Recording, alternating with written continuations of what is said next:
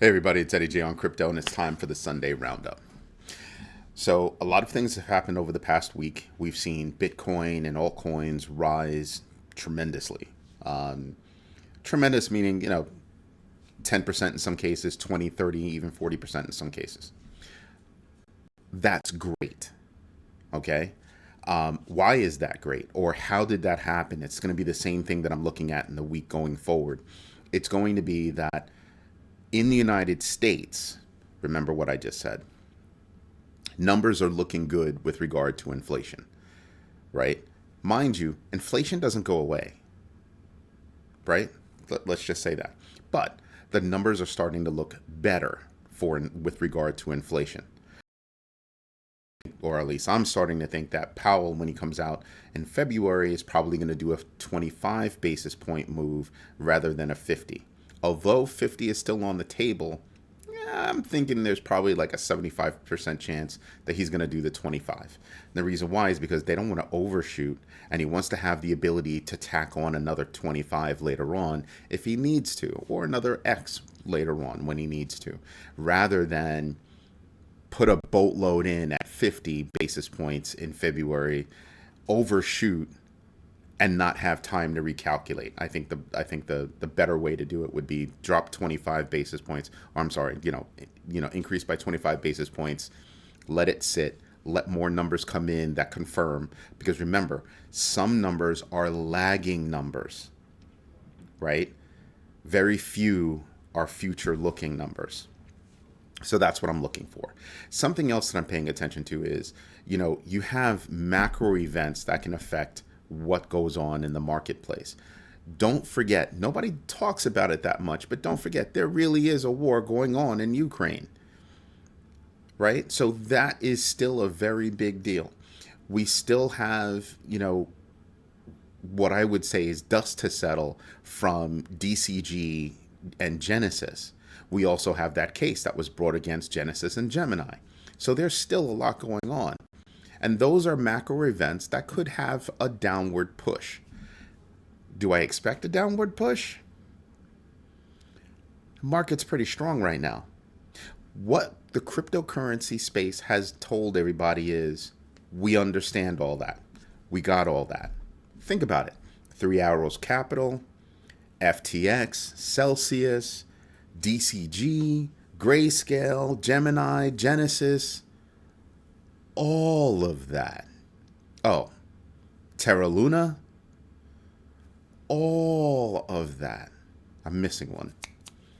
It'll hit me. But if you're looking at all of that, you sit back and you kind of say, wow, we went down all the way to the 15,000s, and now we're back up looking at what, about 23,000, hovering around there. Now, you can't see my screen, but I have a number. I'm going to pull it up so at least I can see it. I have a number at 23,417. That was the last sustained high that we had. Yes, we peaked above it a little bit, but it wasn't sustained. We went above and we came back below. We have not hit that number yet. We came close. We came close earlier today, but it did not actually break above. And then we came back down. I think we'll go sideways for a couple of days or something like that. Maybe we'll even go up. When we breach that number, the next number for me is a previous low from way back, which is 25,210. Other people are talking about 24,000 range. I think somebody mentioned 24,200. I don't care. I don't care about 24,000. I'm going by lows and highs previously set. Those are going to be my next walls or my next ceilings to break through. Can we reestablish above those points? That's what I'm looking at, right? I'm not a huge numbers fan, but I start to look at all of those things that are going on. I pay attention to volume, I pay attention to trends, I pay attention to macro events and micro events. Micro events, things that kind of happen within a specific space, right? Or a specific project. Those are the things that I tend to pay attention to, and I try to put all of it together to see if I can paint a clear picture. And if I don't have a clear picture, That in and of itself is a picture. Why? Because you don't know if you're going to shoot up or shoot down. Right now, we've peaked above 23,000, right? We've looked above 23,000. We're at 22.8, give or take right now for Bitcoin. And that's still good. People keep asking me, is this a good time to buy? Is this a good time to buy? Again, I go back to here's an opportunity for you to do some math. What were the all-time highs for a given project, a coin that you're interested in? What has been their track record thus far? Are they still going strong? Right? Because there's a difference between, does this project have enough money to continue doing what they're doing versus what is the coin itself doing? So take a look at XRP. You know why XRP is below $1? It's because it's not traded in the United States. Everywhere else in the world, it's still rocking and rolling. It's still having impact in the rest of the world. That tells you that as soon as this case settles, if the US exchanges are allowed to take on Ripple again, it's off to the races. I don't care what anybody says. It's off to the races. As soon as Ripple becomes legal in the United States, it's off to the races. Already, it went from 33 cents to 40 something, I think to 40 cents plus. Already in this past week. And I'm paying attention to that. I'm paying attention to sleepers like Cardano, who's got, upgrades coming out in the next little while. I'm paying attention to, sleepers like Shiba Inu.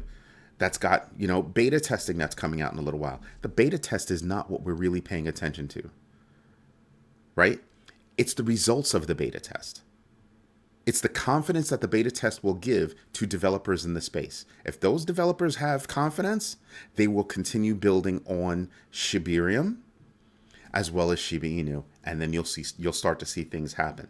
You'll start to see those projects announced. You'll start to see those projects take off. That's what I pay attention to. This is why I don't call Shiba Inu a meme coin. I tell people all the time also, don't sleep on Cardano. They've got stuff coming up. Don't sleep on Algorand. This is what I told my kids. Don't sleep on Algorand. Algorand will do some stuff and then go silent. And then do some stuff and then go silent. But when it does some stuff, it does really well. And one of the reasons why I like Algorand is not just because of the news, but because of the project itself. Strong coin, has a lot going on. I just like it. Chainlink. Last week I said I didn't know what Link was, Link. It's because there's another company with a company name called Link. And its real symbol is LN. Chainlink, on the other hand, I keep saying Chainlink is actually one of my favorites. It is what I call connective tissue.